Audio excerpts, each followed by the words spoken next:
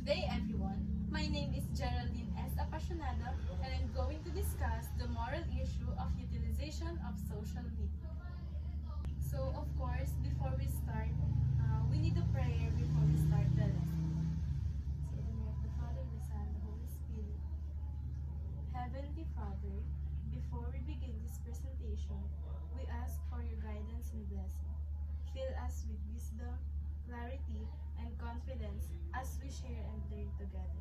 May this presentation inspire understanding, cooperation, and respect. Be with us throughout this moment of learning.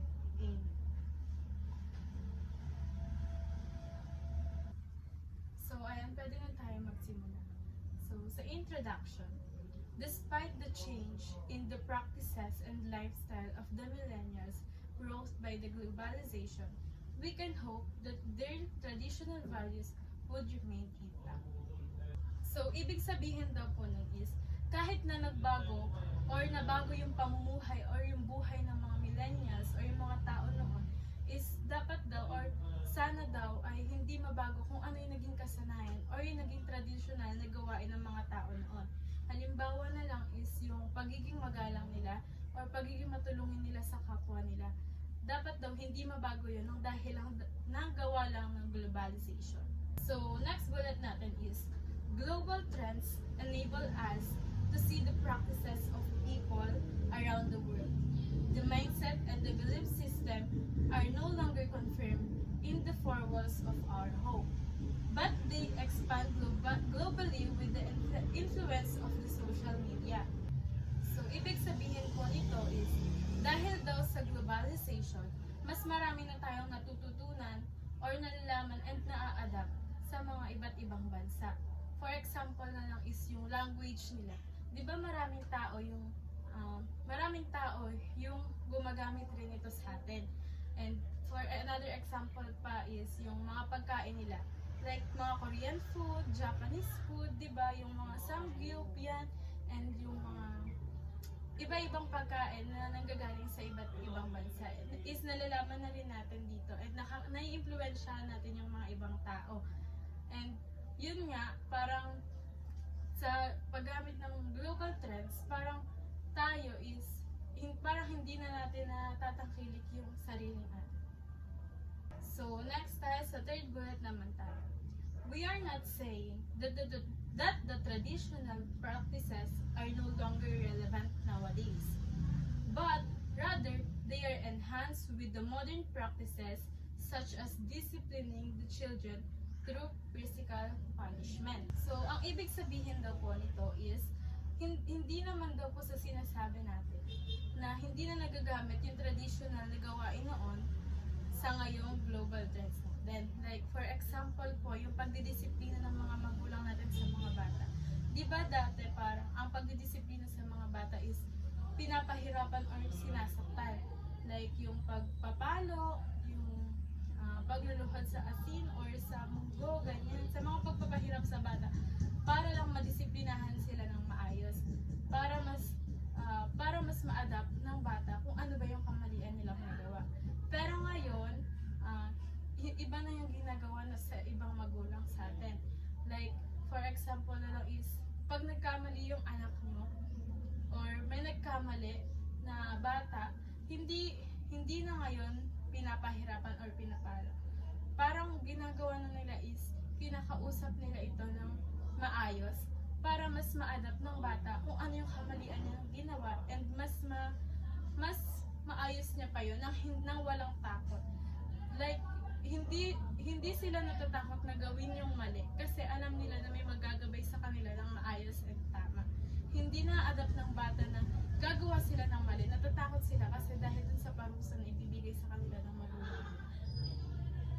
So, next bullet na tayo is disciplining the children through spanking is no longer relevant because it instills fear rather than realization of the committed mistake. Ibig sabihin po nito is, hindi na daw po relevant yung pagpaparusa sa mga bata pag may nagawa silang mali.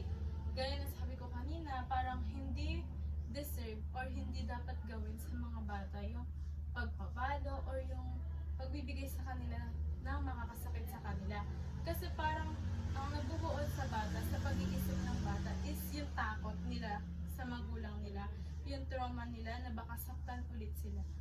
Like, dapat ang pagdidisiplina ngayon na parang na-adapt na natin sa mga magulang natin is dapat kausapin ng maigi and kausapin ng may respeto pa rin and pagmamahal sa kanila para hindi sila matakot or hindi sila matrauma dun sa ginagawa nila. So next bullet naman tayo is nowadays, setting good examples, talking to them lovingly and giving good and sincere advice are just few of the many ways of enabling discipline. So, ibig sabihin daw nga po nito is gaya ng sabi ko kanina, hindi na maayos or hindi na maganda yung pagkakaroon ng disiplinan sa pamamagitan ng pananakit sa mga bata. Hindi na maayos sa kanila yung maramdaman nila na nasasaktan sila dahil lang sa pagdidisiplina ng magulang nila. Ang dapat gawin daw is talking to them lovingly and giving good and sincere pieces of advice. Kausapin nila ito ng masinsinan, kausapin ito ng may respeto and pagmamahal para mas ma-adapt nila yung pagkakamali nila and mabago nila yun. So, next bullet na tayo is, moreover, as we explore the world through social media, we find a lot of challenge. Delving on various socio-economic, political, socio-cultural, and moral issues which affect our views of morality. So, ibig sabihin daw po nito is, sa panahon ngayon, mas maganda and mas okay na mapalaki ng mga magulang yung mga bata ng maayos and maganda. Hindi yung didisiplinahin mo sila ng dahilang didisiplinahin mo sila sa pamamagitan ng pananakit. And hindi nila marirealize or hindi nila maiintindihan yung pagkakamali nila kasi ang mas iniisip nila, natatakot sila kung sa anong pwedeng gawin ng magulang nila sa kanila. Gaya ngayon, tulad ngayon, parang madalang na lang yung mga magulang na pinapalo yung sinasaktan yung mga anak nila. Kasi imbes na saktan nila, bakit hindi nila to disiplinahin ng maayos? Disiplinahin nila ito ng may respeto para mas maintindihan ng bata kung ano ba talaga yung mga pagkakamali nila and mas maitama nila yun. Hindi yung puro na lang sakit yung nararamdaman nila kasi mas hindi nila lalo naiintindihan kung ano ba talaga yung pagkakamali nila. So, next bullet na tayo is, this module challenge us how to instill the morality within us despite the influences coming from the social media. So, sa module daw po na ito is, malalaman natin kung ano yung mga dapat nating panatilihin natin kahit na sobrang dami nating nakikitang mali or hindi maganda sa social media. Kung ano ba dapat yung panatilihin natin para maging maayos and marespeto pa rin tayo sa iba. So, ngayon, ang first na itatakal natin is social media and morality. So, sa first bullet nito is, people nowadays, particularly those gadget lovers and social media users, are often tagged as millennials because they are adapted to the current trends of using modern communication tools with the latest high technology features. So, ibig sabihin daw po nito is, ang mga tao daw po na mahilig sa technology, social media is tinatawag na millennials. Kasi yung mga millennials daw po, sila yung mas unang naka-adapt kung paano ito gamitin or kung paano ito gamitin sa tamang paraan. Like, yung example na lang po is paggamit ng smartphones, computers, and iba pa na mas nauna nilang nalaman yon kesa sa ibang tao. So, second bullet naman tayo is, most of us are inclined to use the modern technology in order to gain access in the global world, to gain information and to know current issues. So, explanation ko po dito is, most of us, lalo na sa aming mga kabataan, is madaming gumagamit ng modern technologies para makakuha ng impormasyon and para malaman kung ano ba yung nangyayari na sa bansa natin and kung ano pa yung mga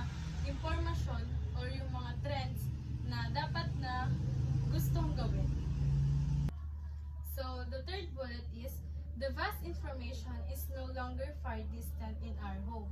Through social media, everybody can gain and has opportunity to respond, share ideas, feelings, and opinions about the unlimited information found at the different website. So, ibig sabihin po is, the vast of information is no longer distant in our home. So, ibig sabihin daw po nito is yung vast of information is hindi na ganun kalayo sa atin. Kasi through social media, through modern technologies, maaari na tayong makipag-communicate and baka respond sa mga mahal natin sa buhay or sa mga friends natin na malalayo. Like, for example, yung nanay mo is OFW.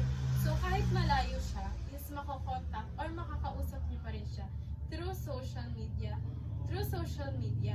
So, next bullet na po tayo is, everybody has access to social media. Even 2-year-old have access to social networking sites with the use of cell phones and other gadgets. Most children nowadays no longer play with playmates. There is not so much socialization. They only play with toys. Ibig sabihin daw po nito is, lahat po tayo is may access sa social media. Kahit daw po yung mga bata or gaya ng sabi dito, even 2 years old have access to social networking sites with the use of their cell phones and other gadgets. Tama naman po yung sinasabi dito. Diba? Like, karaniwan po, ako po na madaming nakikita na mga bata na mas nagpo-focus sila dun sa paggamit ng cellphones and gadgets nila para makapanood ng different videos, para mas malibang siguro sila and mas gusto ng magulang nila yun. Pero hindi naman nakakabuti to para sa mga bata kasi mas nawawalan sila ng socialization ng mga bata sa iba't ibang tao. Like, di ba dati, yung traditional na parang yung ginagawa ng mga bata is nakikipaglaro sa labas and lagi pang madungis, ganyan. Pero ngayon, parang iniiwasan na ng mga magulang na mangyari yan sa mga anak nila. For example na lang is, binibilhan na lang to ng mga laruan, ng mga gusto ng bata para sa loob lang ng bahay makapaglaro. So ayun, next is, most of the time, we find them at the computer shops or using their own computer or gadgets at home and play virtual game or watch video posted online.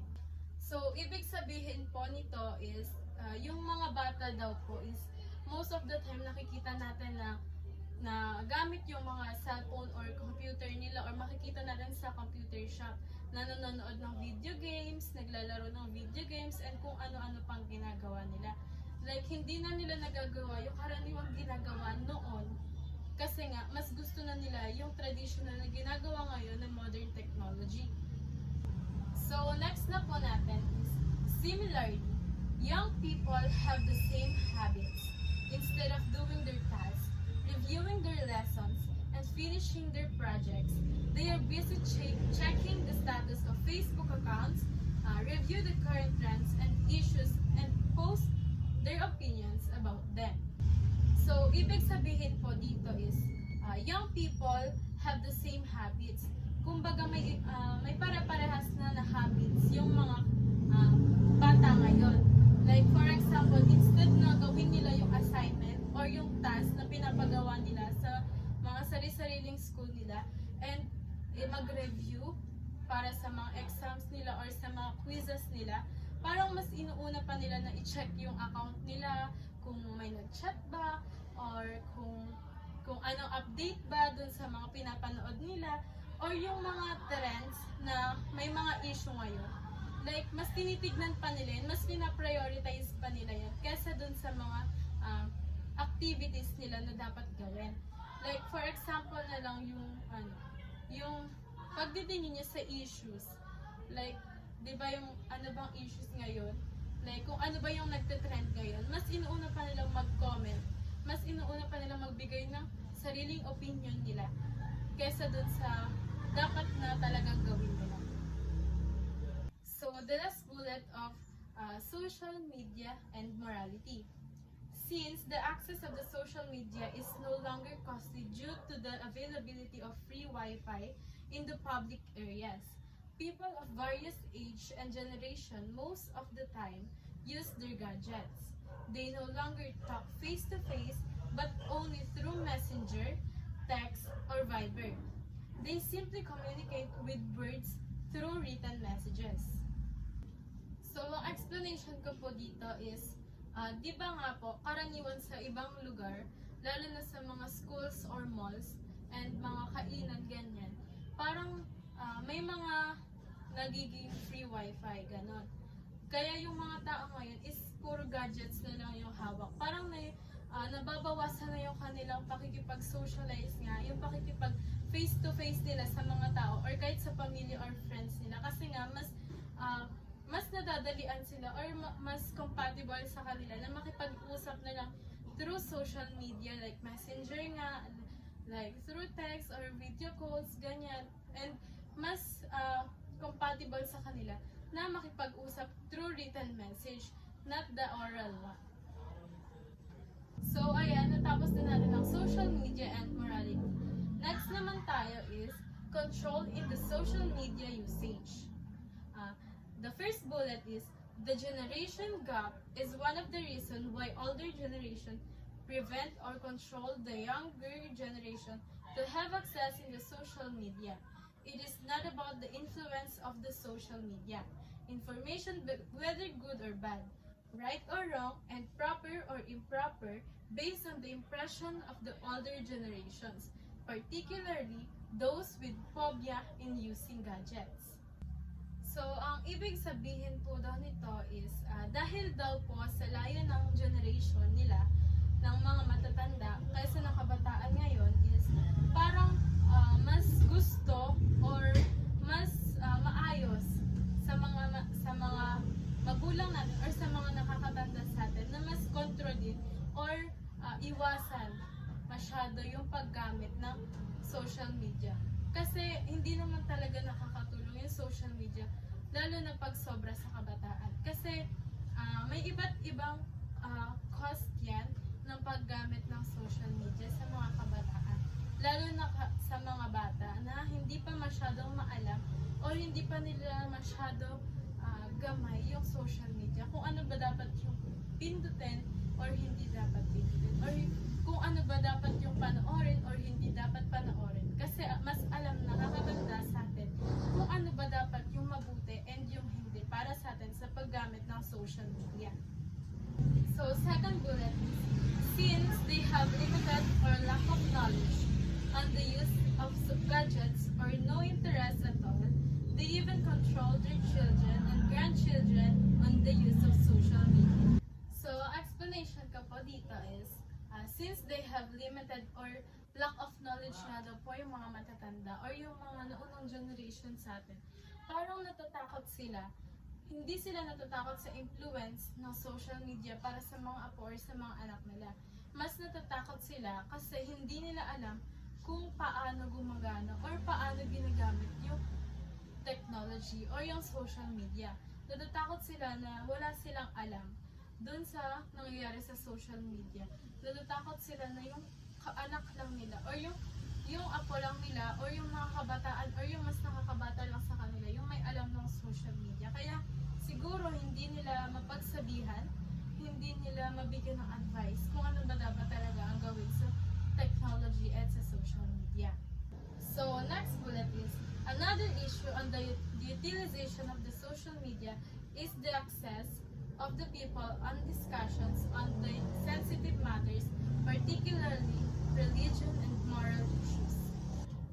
So, ayun nga po, gaya ng sabi ko kanina, hindi dahil sa takot yung mga nakakatanda sa atin na makaka-impluwensya yung social media para sa mga kabataan.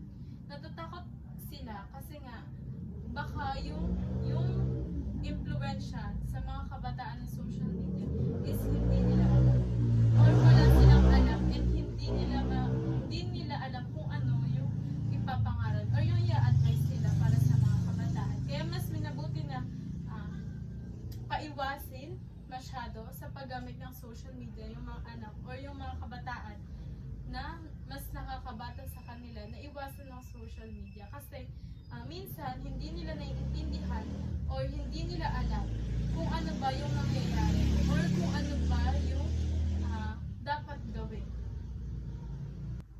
So next naman natin is, since social media allow people to communicate with others from various races, ethnic groups, religions, ages, and genders, civil status in the different parts of the world, they gain access to the different perspectives and points of views.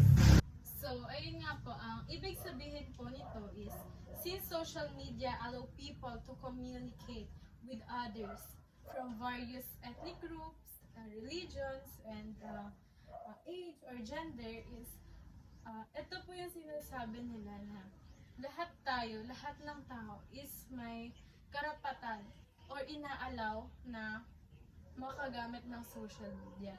Yun nga lang, sa pagkakaroon natin ng different gender, religion, and ethnic groups, parang nagkakaroon yung mga tao ng sarili-sariling perspective kung ano ba yung tama or mali na dapat gawin. Like, yung religion, kung ano ba, kung sino ba yung sinasamba nila or sino ba dapat yung sambahin nila. Like, may kanya-kanyang perspective. May kanya-kanya na silang point of view. Kaya minsan, nagkakaroon ng away or ng gulo sa social media, nagkakaroon ng hindi pagkakaintindihan or nagiging issues. Kasi nga, lahat tayo is may kanya-kanyang perspective sa buhay. Like, for example na lang sa religion. Kung kunwari yung friend mo is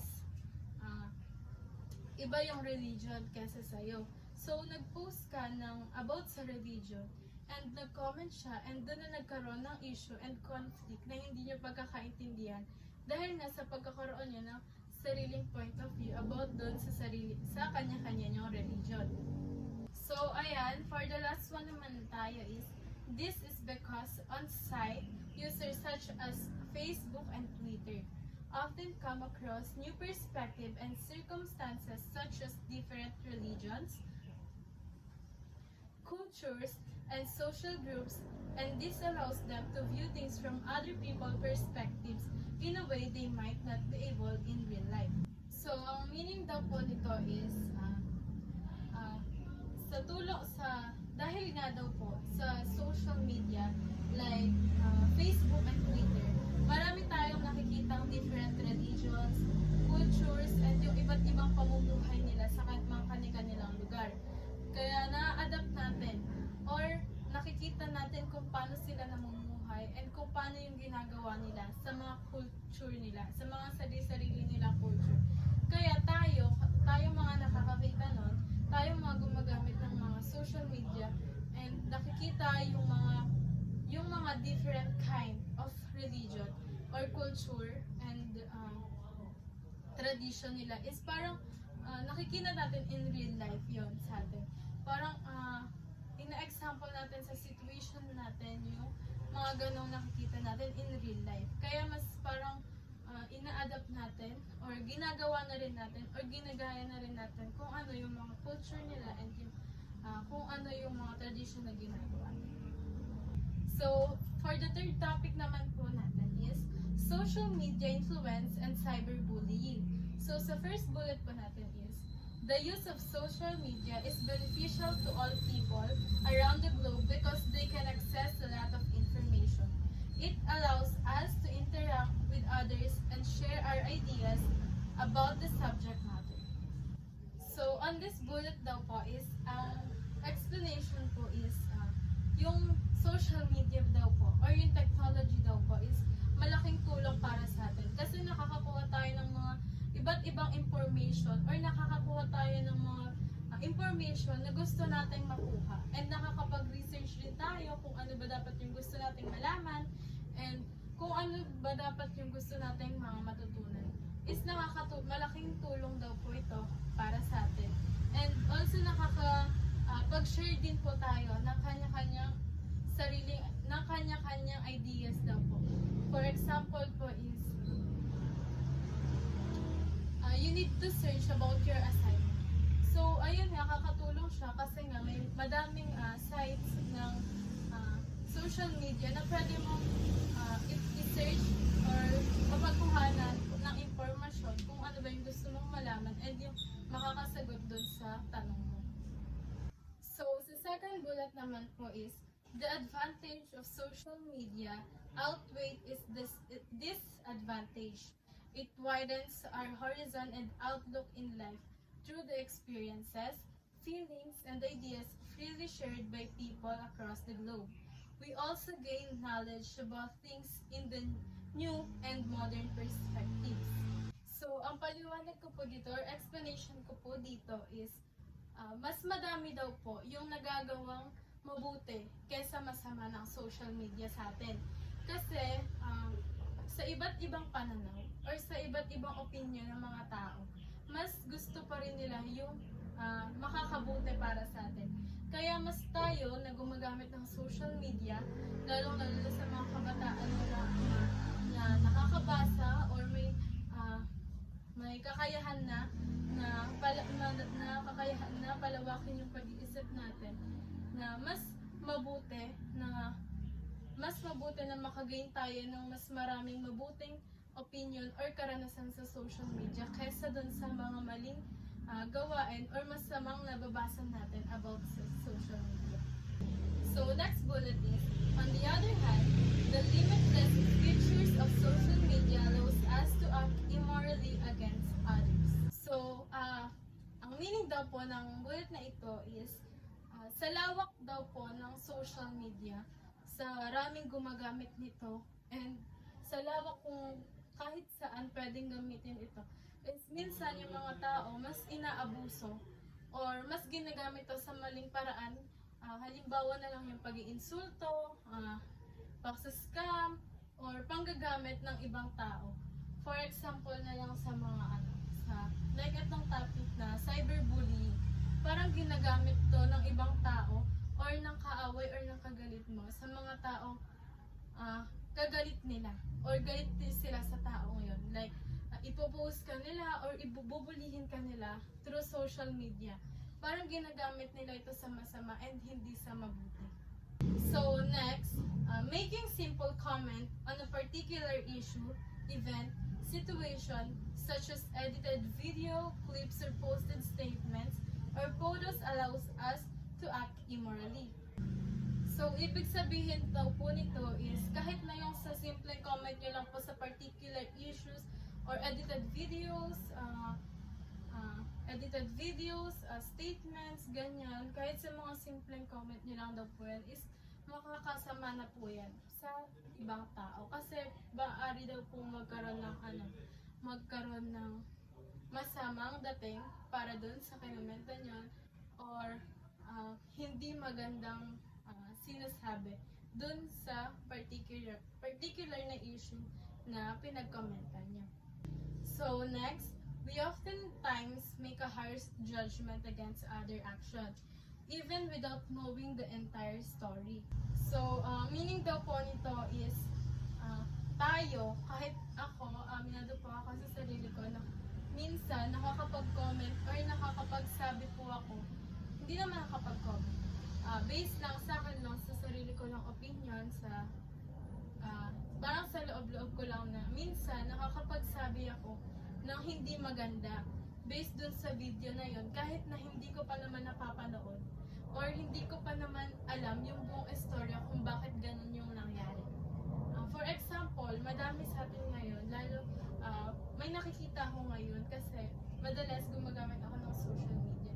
Minsan sa mga napapanood ko, kahit na hindi naman nila alam yung mga nangyari or yung mga naging issues or yung mga pinagsamahan ng mga taong pinagkomenta nila para lang masabi na may opinion silang binigay or may statement silang binigay kahit na hindi naman sila kasali sa issue na yun or hindi sila dapat makisali sa issue na yun kasi wala naman silang alam. Hindi nila alam kung ano ba talaga yung nangyari. Dapat bago tayo mag-comment, bago tayo magsabi na kung ano-anong statement or opinion, mas mabuti na alamin muna natin kung saan ba muna nanggaling or bakit ganun yung nangyari bago tayo magbigay ng sarili-sarili niyang opinion. So next is, the increasing cases of cyberbullying are very alarming. Posting or simple comment online creates a great impact on people's lives. So ang meaning daw po nito is, yung cyberbullying daw po is nag-increase or tumataas. Kasi it's very alarming. Kahit na yung simpleng pag-comment mo lang doon sa video or sa post ng tao na yon, or kahit yung pag-post mo lang ng pangit na pictures ng kaibigan or ng pamilya mo, is malaking impact na yun para sa taong yun.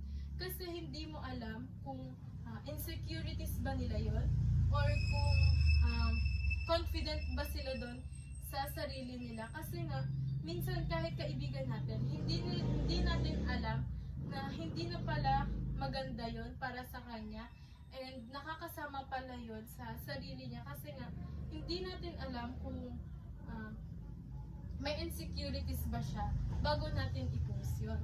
Or mag-comment man lang dun sa post niya or sa mga statement niya na hindi maganda. Kasi minsan cyberbullying is kahit kaibigan natin, alam namin natin sa sarili natin na kahit yung mga kaibigan natin is nagagawa tayong i-cyberbullying. Kasi akala nila close naman kami ng mga kaibigan namin. Kaya bakit siya magagalit or bakit siya magpapa-apekto dun sa post na yun. Pero hindi dapat to gawin kasi nga hindi mo alam yung nararamdaman ng tao na yun. So, sa bullet na to is, irresponsible posting of comments can influence other people's perspective, which results to arguments via networking sites which are viewed publicly. So, it means daw po, yung pagko-comment nyo ng hindi responsable or irresponsableng pagko-comment nyo lang, kahit hindi sinasadya, or kahit joke lang yun sa inyo, or kahit humor nyo lang yun para sa sarili nyo, is baka ma-misinterpret ng iba. Baka ma-misinterpret yung opinion nyo ng ibang tao. And yun doon nagsisimula or nagkakos ng issue or away na magkabilang panig. So next bullet is, they become victims of cyberbullying like bashing in Twitter and other social networking sites. So ibig sabihin po nito is, maraming tao or maraming tao nakaka-experience ng cyberbullying. Katulad na lang po ng pambabash. For example, sa mga artista. Karaniwan sa mga artista is yung madaming basher. And isa na yan sa tinatawag nating cyberbullying. Kasi kahit wala namang ginagawa yung tao sa atin, may masasabi at masasabi pa rin yung iba kasi nga ayaw nila sa tao na yun. So next is, another issue is the very nature of the internet. With its perceived invisibility and anonymity, can also mean people act differently online compared to other they would in real life. Ibig sabihin daw po nito is, yung mga tao is kakaiba yung pinapakita online kaysa dun sa personal nilang buhay.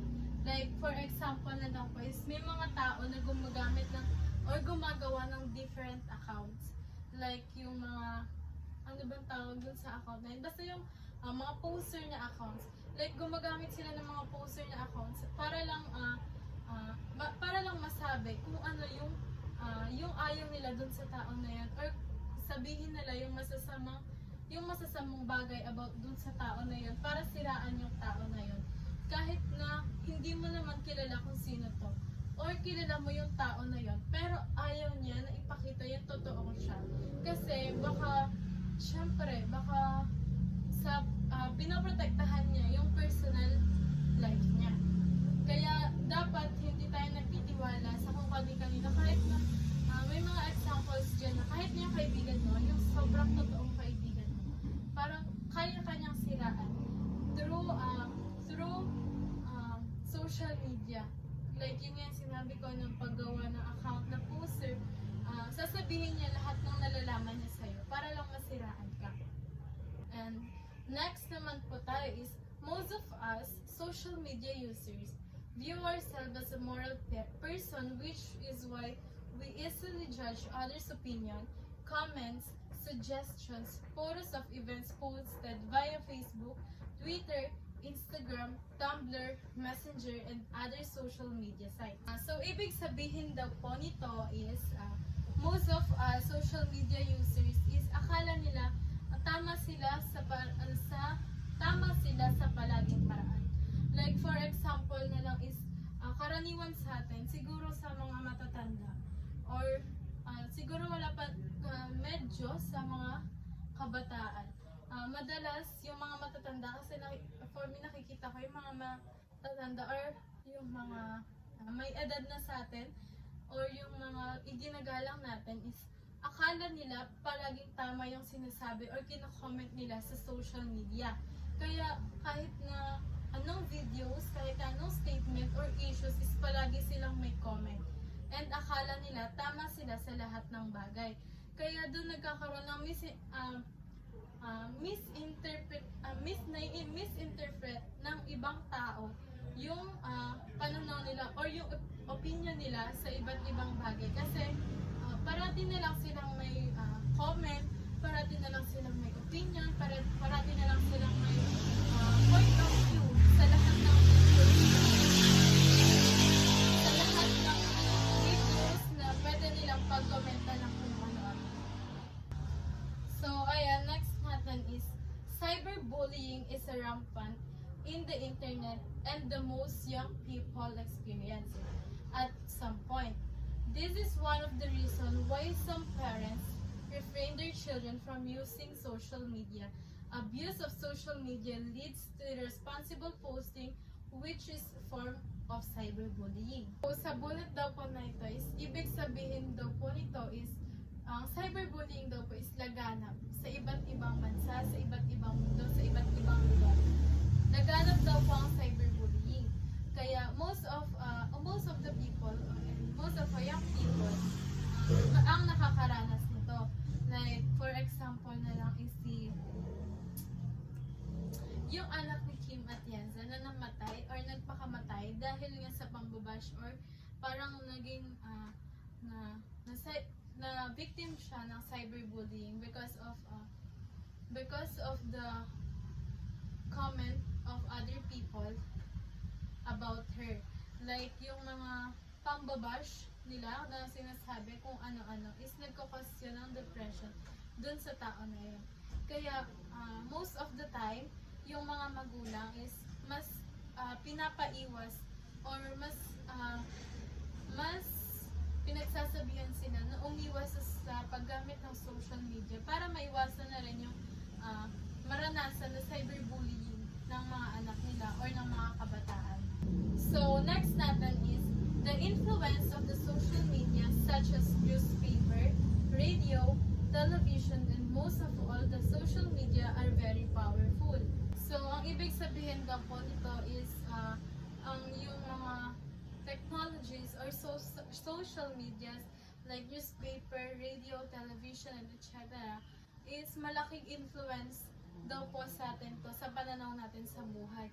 Like, for example, may gusto na tayong gawin sa buhay natin and buo na yung decision natin na gawin yan. Pero, may nakikita tayo sa social media or may mga ibang tao na nagko-comment ng kung ano-ano na dapat ganito muna, na dapat ganyan muna. Parang nagiging iba yung pananaw natin sa buhay or nagiging iba yung desisyon natin sa buhay. Kasi nga, dahil sa mga taong ganun, yung mga sinasabi or may kanya-kanya silang opinion na sinasabi sa atin.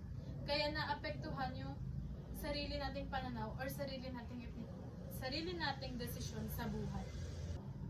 So, the next one is, the social media can easily create or destroy us in just one click and can be seen by the entire globe. A simple action can create a great impact towards other people. So, ibig sabihin daw po nito is, social media can easily create or destroy us. Ibig sabihin is, yung social media, kahit isang click mo lang nito is parang makakasira na sa atin or makaka-apekto na sa atin yan.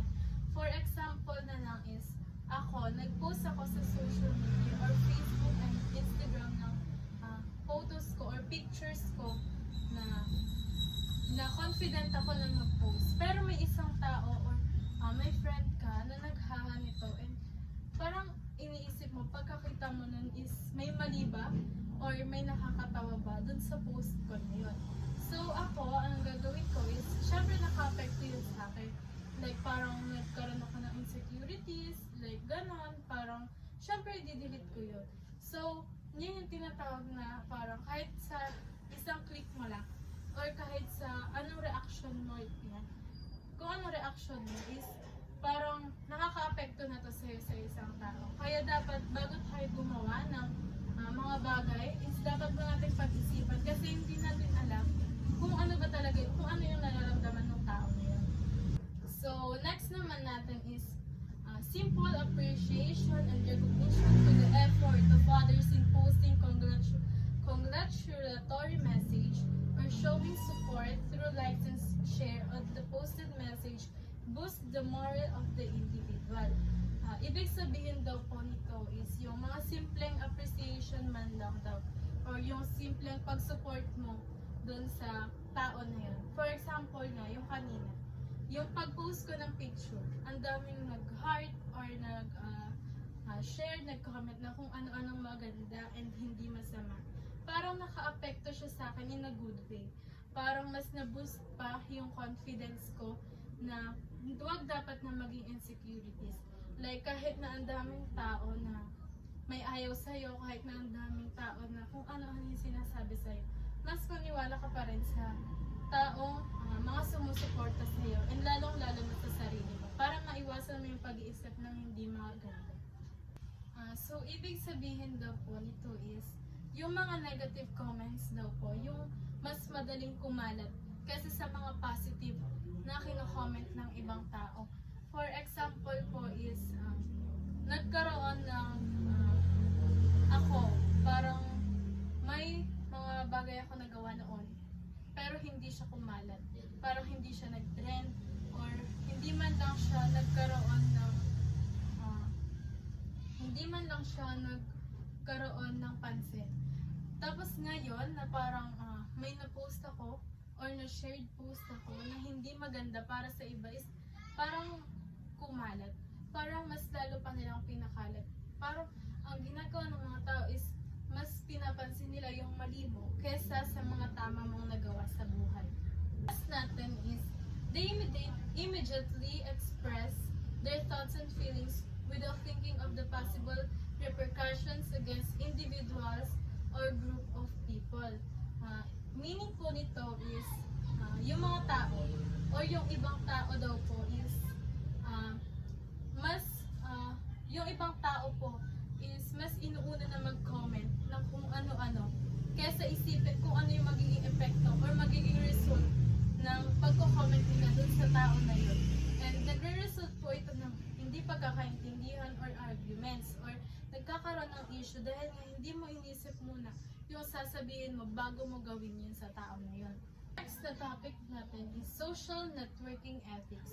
So the first bullet of the social networking ethics is the 21st century brought us new media technologies for social networking such as Facebook, Messenger, Twitter, and YouTube.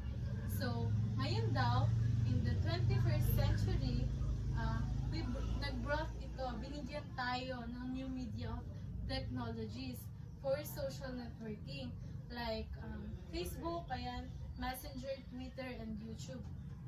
Binigyan daw tayo ng mas madaling way ng pakikipag-usap or pakikipag-kapwa ng mas mabilis na ginagamitan ito ng mga apps through social media. Like, tama naman, for example, ngayon kanina, nasabi ko na kanina, like, yung friend mo is malayo sa inyo or nagkalay na kayo, may different schools na kayo. Pero nakakapag-communicate pa rin kayo and hindi nawawala yung closeness nyo parehas. Kasi nga, through social media is nakakapag-usap pa rin kayo ng maayos.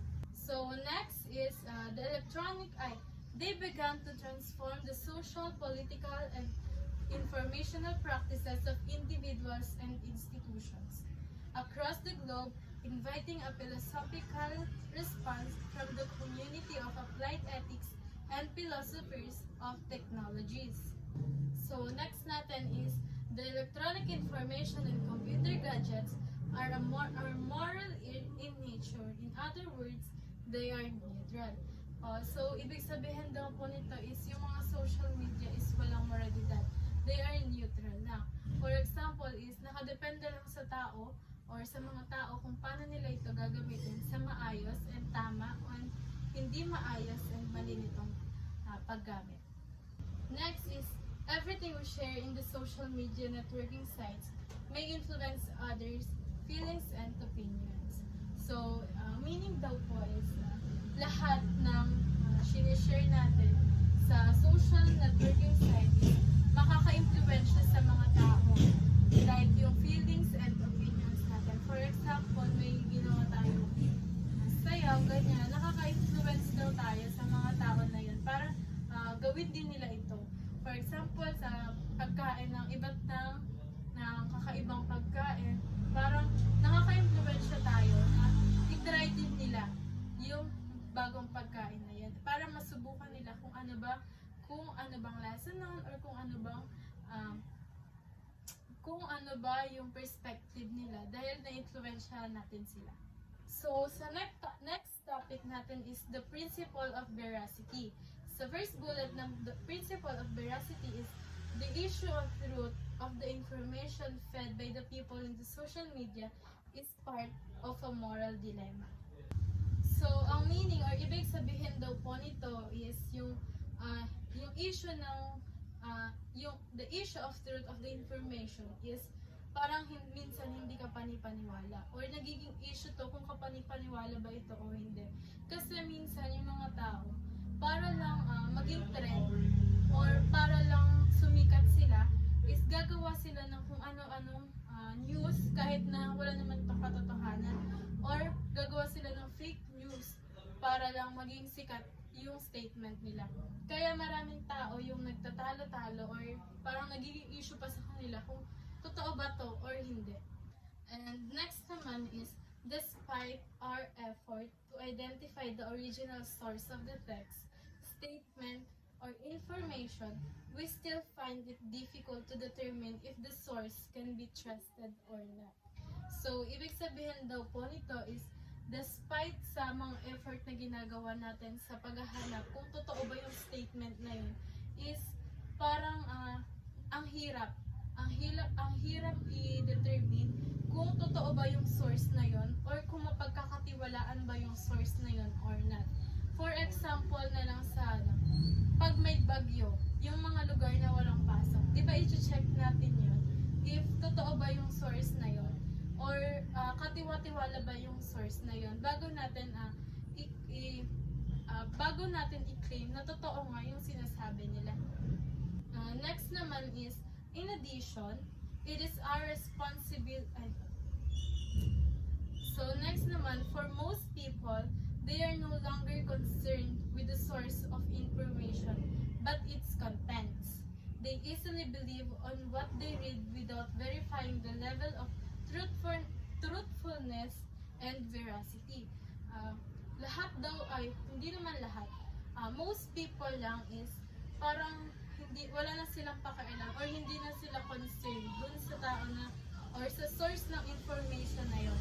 Parang mas concerned na sila dun sa content na pinapakita ng tao or source na yun. Mas madali silang naniniwala kung ano yung nabasa nila kahit na wala silang pinagbabasehan kung totoo ba ito or hindi. And last, in addition, it is our responsibility to know the truth before we judge people and their situation. So, yun nga, for the last one, a responsibility natin na malaman yung totoo before we judge, bago tayo maghusga or bago natin husgahan yung mga tao na nakikita lang natin sa social media kahit na hindi naman natin alam kung ano and saan ba nanggagaling or kung ano ba yung pinagmula ng issue na yun. So, sa next topic naman natin is the principle of privacy. So, the first bullet natin sa principle of privacy is every person has the right to privacy. So, meaning po is every person or every individual or lahat ng tao is may karapatan para magkaroon ng privacy. For example na lang is yung account mo, yung personal account mo sa social media. Karapatan mo na itago or i-keep yun, i-gatekeep mo yun sa sarili mo kasi mahalaga yung information para sa sarili mo, para hindi magamit yun ng iba and para hindi rin ma-hack ng iba. So, next bullet is, we have the right to protect our personal property, including information. It is our duty to exercise our right to privacy, and it is the obligation of other people to respect this right. So, ibig sabihin daw po, yun nga, we have the right to protect our personal property. For example na yung kanina, yung mga Facebook account or yung emails mo is hindi mo dapat i-share sa iba. And need yun i-respect ng ibang tao na dapat nilang maintindihan na hindi lahat ng bagay is i-share mo sa kanila. Kasi personal info mo yun. Personal privacy mo yun. So bakit kailangan mo i-share yun sa iba? Kasi lahat naman tayo, di ba? Mayroon ng kanya-kanyang privacy na hindi pwedeng sabihin sa lahat. Na pwedeng hindi nila alam lahat tungkol sa iyo. So next naman natin is we become moral or ethical by respecting others' privacy and acquiring consent or approval if he or she is willing to share it in public. So, nagiging ethical daw tayo by respecting others' privacy. Nagiging ethical ito para sa atin and sa kanila kasi nga nire-respeto natin yung privacy nila na hindi natin sila pinipilit na i-share yun sa atin. Pwede tayong humingi ng consent or approval kung willing siya or willing yung tao na yun na i-share yun publicly, yung mga bagay na dapat i-gatekeep lang ng tao na yun is dapat humingi muna tayo ng approval or consent bago natin malaman yung personal privacy. So the last topic po is the principle of justice. So the first bullet po natin sa principle of justice is in using social media, the principle of justice is usually being ignored. Kumbaga, ang ibig sabihin daw po nito is sa paggamit ng social media, yung principle of justice daw po natin is parang nasasawalang bahala na po. Kasi parang sa pamamagitan ng pakikitungo natin sa iba or sa pakikipag-usap natin sa iba, parang nai-ignore na natin yung principle of justice ng social media. So sa next bullet naman po is most of the time, we find ourselves biased in judging the works of others. Ibig sabihin daw po nito is most of the time, tayo, for example, yung mga tao is parang nagiging biased sila kung ano lang yung i-judge nila and kung ano lang yung pupurihin nila. For example, may friend ka na nag-post na project and yung kalaban o kaibigan mo is parang nag-comment ka na hindi maganda. Sa kaibigan mo lang ikaw nag-comment ng maganda. So, yun dun nagiging bias na yung judging the works of others. Kumbaga, bias ka dun kasi kaibigan mo siya. Yung isa, nag-comment ka or hindi ka nag-react kasi nga hindi mo naman siya kaano-ano or hindi mo naman siya kilala. So, third, we become unjust or easily believing others' comments and accept their opinions. It has never been easy to remain neutral all time. So, ibig sabihin daw po nito is parang nagiging madali tayong maniwala sa mga comments and nagiging natatanggap natin to yung mga opinions nila ng walang kahirapan. For example, parang kung ano yung sabihin ng iba, yun na yung gagawin mo. Kumbaga hindi mo hinihingi yung opinion ng ibang tao kung ano yung mas nakakabuti sa'yo. So next is, we should consider the or consequences of our action, including the affected party and the viewing public as well. Ang ibig sabihin daw po nito is, we should consider yung uh, mga action na ginagawa natin. Hindi lang dun sa tao na yon. Hindi lang natin dapat isipin yung apekto, no, dun sa tao na yon. Mas isipin rin natin kung ano yung magiging apekto sa social media, sa buong social media and sa mga makakakita nun. For example, nag-comment ka ng hindi maganda or bastos or mura na maaaring mabasa ng ibang tao. So ma-adapt nila yon, na akala nila tama yon, and hindi nila alam kasi nga nanggaling sa'yo. Syempre, parang sa social media, akala ng iba is tama yung ginagawa nila. So, next naman is, the real challenge for all of us is how we face global issues without being biased. So, yung real challenge daw po sa ating lahat is kung paano natin haharapin yung mga issue na hindi nagiging bias. For example na lang is sa politika. 'Di ba sa politika parang ngayon, sa nangyayari ngayon, parang hindi na tayo nagiging biased eh. Parang wala na tayong pinaniniwalaan. Kasi lahat sila parang may ginawa na masama or kung ano, kaya hindi tayo agad-agad nagpapaniwala sa mga sinasabi through social media. So for the last one is, the ideal way of communicating with others is by giving due respect to its privacy rights. Ito nga yung ideal and tamang way ng pakikipag-communicate mo sa ibang tao is yung pagbibigay mo ng respeto sa ibang tao. For example, ako, and may bago akong tao na nakilala. So, hindi ko ibibigay agad yung privacy ko, yung mga importanteng bagay na pwede na i-gatekeep ko. And siya rin naman, hindi niya ibibigay yung mga bagay na kailangan niya i-gatekeep. So, yun yung pagpapakita niyo ng respect sa isa't isa. Na parang naiintindihan niyo yung isa't isa kasi nga bago pa lang kayo magkakilala. So, ayun po, doon na po natatapos ang topic na Module 4, Moral Issue on Utilization of Social Media. Thank you po!